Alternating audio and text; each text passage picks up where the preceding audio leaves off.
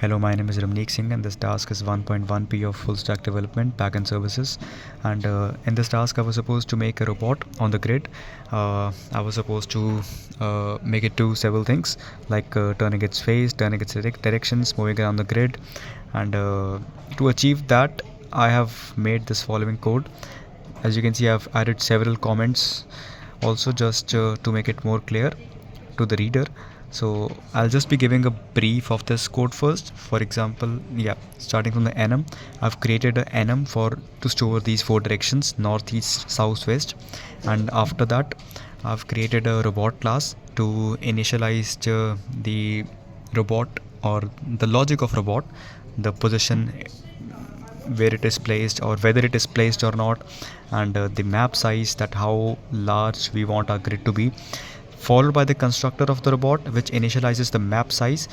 So it takes the coordinates of x and it takes the I and j coordinates from us only, so a user gets the prompt of how large do they want their grid to be. Since it will be a square, we need to enter a single value. It will come up in the coordinates I and j, which will create the grid of those coordinates as well. Then the rest part of the code I'll be explaining side by side the demo. I'll be running this code, and as you can see that how big you want your moon map to be. So it's asking for the grid size, so let's say 5. What happened to it?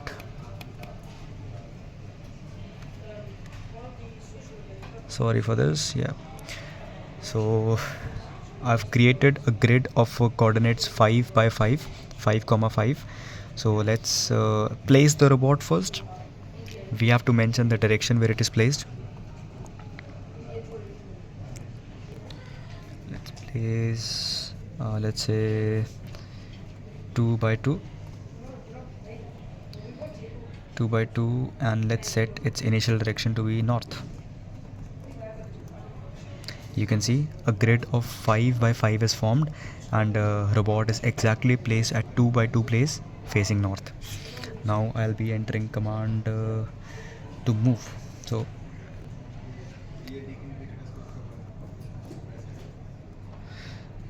since it has moved one place to the north, since it was facing north and it was placed at 2 by 2, now it has moved to 2 by 1 towards north. Now let's turn this robot. I've entered right. Now the position is same, but it has turned right. Now it is facing east. Now let's move it again. Since it was faced east, it turned right, and now its new position is it's 3 by 1. 3,1. So now we'll ask it to report. Robot is at 3,1 and is facing east.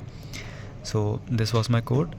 Now coming on to the parts of code, that what part is making it to behave in such way. So to place the robot somewhere, we have created an if statement to check whether it's placed and whether its direction is valid or not. So followed by the move statement. So for that, it first calculates its new position, new x, new y. We have stored these two variables to achieve that. So after giving the new position, it first checks that if the new position is valid or not, and with this code. So afterwards, the robot's position is updated and the map is refreshed. I've created a switch statement for that.